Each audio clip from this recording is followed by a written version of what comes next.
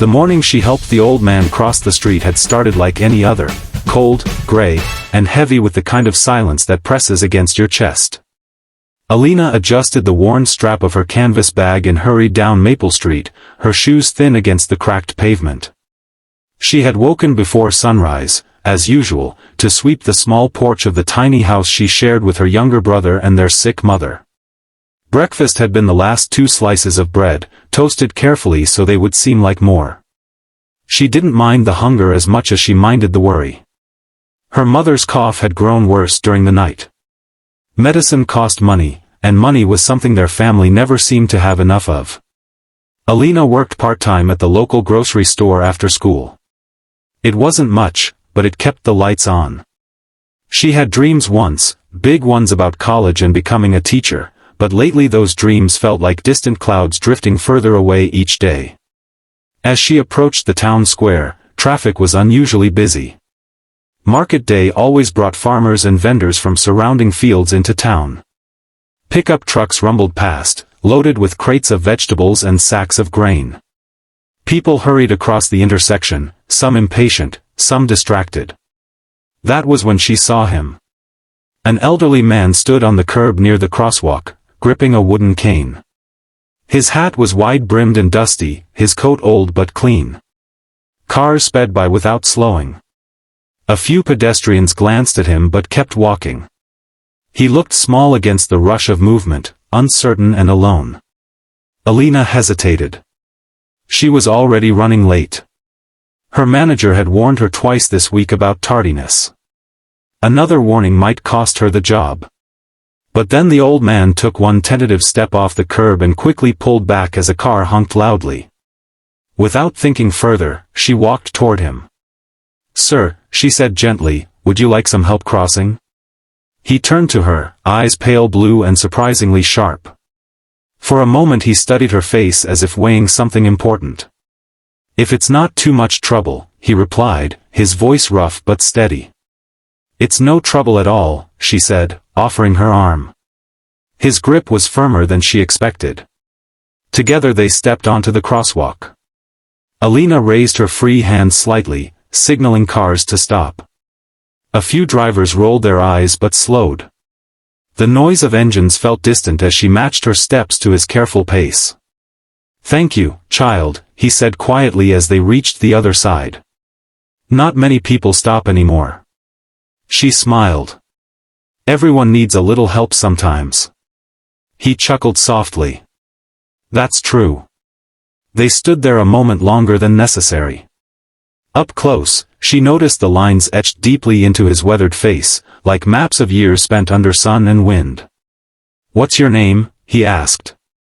"Alina." "Well, Alina, you've given an old man more than just help crossing a street." She shrugged, embarrassed. "It's really nothing." "Nothing can mean everything," he replied. She glanced at the clock tower. "I'm sorry, I have to get to work." "Of course. Go on." She gave him one last polite nod before hurrying away, not noticing the way he continued watching her until she disappeared around the corner. By the time she reached the grocery store, she was breathless. Her manager frowned but said nothing. The rest of the day passed in its usual blur of stacking shelves and ringing up customers. Her feet ached, and her mind drifted often to her mother at home. When her shift ended, she walked back through town. The square was quieter now, vendors packing up their unsold goods. She spotted the same old man sitting on a bench near the fountain. He wasn't alone this time. 2 men in crisp shirts stood nearby, speaking into phones. A large black truck was parked at the curb, polished and imposing. Alina slowed her steps but didn't approach. She assumed he must have family or assistance of some kind. She had no reason to think further about it. At home, she found her mother asleep and her brother doing homework at the small kitchen table. "How was work?" he asked. "Busy," she replied, forcing a smile. She didn't mention the old man. It had been a simple act of kindness, nothing worth retelling. Or so she thought. That night, rain tapped against the windows.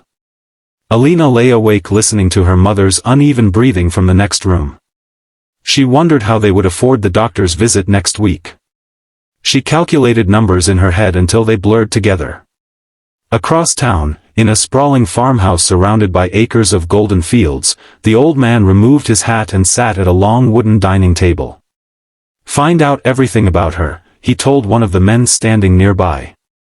"Yes, sir."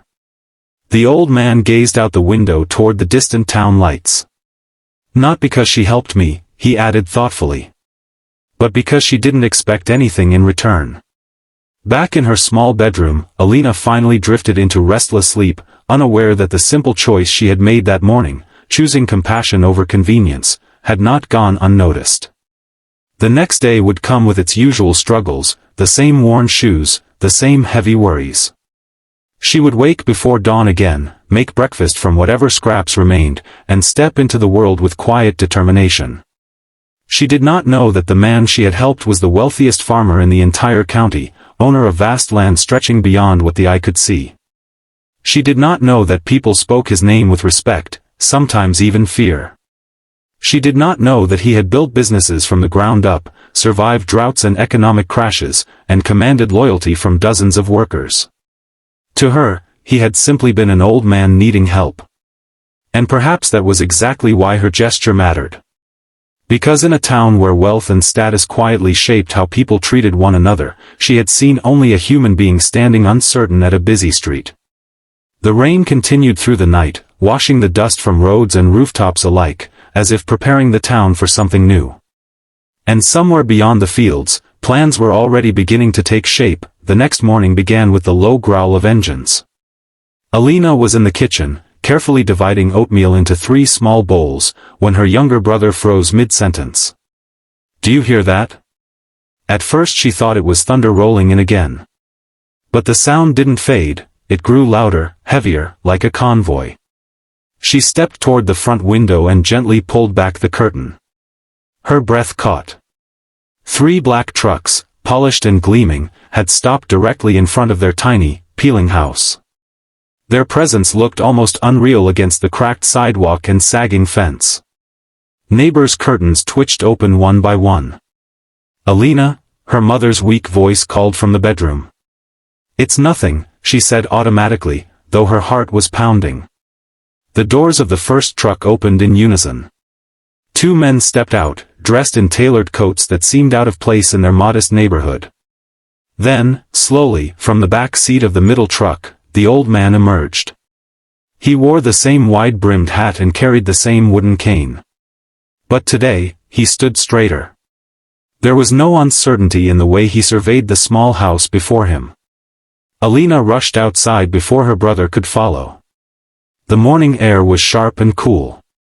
Gravel crunched beneath her shoes as she approached the gate. The old man smiled when he saw her. "Good morning, Alina." Her mind raced. "Sir, are you lost?" He chuckled softly. "Not at all." The men behind him remained silent, hands folded in front of them. "I hope I'm not disturbing your family," he said. "May we speak?" She nodded slowly, still confused. "Of course." They stood facing each other beside the leaning fence. Up close, she noticed something different in his expression, not fragility, but purpose.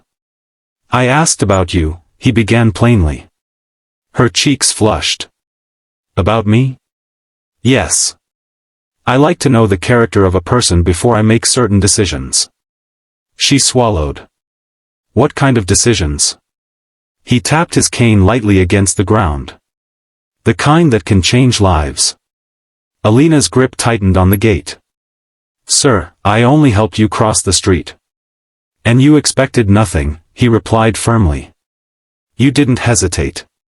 You didn't look around to see who was watching. You were late for work, weren't you?" Her eyes widened. "How did you?" "I make it my business to observe." A silence stretched between them. A neighbor stepped outside across the street, pretending to sweep while clearly listening. "My name," the old man said calmly, "is Samuel Whitaker." The name hit her like a sudden gust of wind. Everyone in town knew that name. Owner of thousands of acres of farmland beyond the county line. Supplier to half the state's grain markets. The man whose harvests survived even the harshest droughts. The man whose success had built warehouses, mills, and entire livelihoods. Her voice dropped to a whisper. "You're that Whitaker?" He smiled faintly. "I suppose so." She stepped back, overwhelmed. "I didn't know." "I know you didn't," he said. "That's the point." The front door behind her creaked open. Her brother peeked out, eyes wide at the sight of the trucks. Mr. Whitaker followed her gaze to the small house, the chipped paint, the uneven steps, the thin curtains barely hiding their worn interior. "You work after school," he said. "Your mother is ill. Medical bills are behind. You've postponed college." Alina's throat tightened. Hearing her struggle spoken aloud felt strangely vulnerable. "I'm not here to embarrass you," he added gently. "I'm here because I believe kindness is the rarest crop of all. And when I find it, I invest in it." She stared at him, unsure she had heard correctly. "I built my farms from nothing," he continued. "When I was younger than you, I walked into town barefoot looking for work. A stranger once gave me a chance when he didn't have to. I never forgot it." The men behind him stepped aside as one of them carried forward a slim leather folder. Mr. Whitaker took it and handed it to her. Her fingers trembled as she opened it. Inside were documents, medical coverage forms, property renovation plans, and a scholarship letter bearing her name. "I've arranged for your mother to receive treatment at the best clinic in the county," he said steadily. "Fully covered." Her breath came shallow. "And this house," he continued, glancing at its sagging roof, "will be repaired. New roof, insulation, plumbing, whatever is needed." She could barely process the words. "And as for you," he said, meeting her eyes, "you will attend college next fall. Tuition, books, housing, paid in full." Tears blurred the pages in her hands. "I can't accept this," she whispered instinctively. "It's too much." He shook his head. "It's not charity. It's an investment. I don't invest in land alone anymore. I invest in people who remind me what matters." Her brother stepped outside fully now, staring at the trucks in awe. "Is this real?" he asked softly. Mr. Whitaker crouched slightly to meet the boy's height. "Very real." Alina looked around. Neighbors were openly watching now, whispering. She felt exposed but also strangely light, as if years of weight were lifting. "Why me?" she asked again, needing to understand. "Because," he replied, "when everyone else walked past, you didn't." The simplicity of it made her chest ache. He straightened. "There's one condition." Her heart skipped. "When you succeed," he said calmly, "you must do the same for someone else. Not because they can repay you. Not because anyone is watching. But because it's right." She nodded immediately through tears. "I promise." He studied her face, as though sealing something unspoken between them. "Good," he said. The men began moving efficiently, discussing measurements and timelines. One handed Alina a card with contact numbers. Mr. Whitaker turned toward his truck but paused. "Alina," he called. She looked up. The world often teaches people to look up at wealth and down at poverty. You looked straight ahead and saw a person. Never lose that. She pressed the folder to her chest. "Thank you," she managed. He tipped his hat, then stepped into the vehicle. Engines roared again, but this time they didn't sound intimidating. They sounded like possibility. As the convoy pulled away, the neighborhood seemed different. Brighter. Larger somehow. Her mother, supported by the doorway, had witnessed the exchange. Tears streamed down her pale face. "What happened?" she asked weakly. Alina walked back toward the house, still in disbelief. "I helped someone," she said softly. "And he helped us back. But deep down, she knew it was more than that. It wasn't just about money, or trucks, or documents stamped with official seals. It was about a moment at a crosswalk where she chose compassion over convenience. Within weeks, workers repaired their roof. Doctors began her mother's treatment. Letters arrived confirming her college enrollment. Yet even as her world changed, Alina remembered that morning clearly: the rush of traffic, the hesitant step of an old man, the simple decision to offer her arm. And sometimes, when she walked through town, she would see Mr. Whitaker's truck passing by the fields beyond. He never stopped to draw attention again. He didn't need to. The harvest he cared most about had already begun to grow.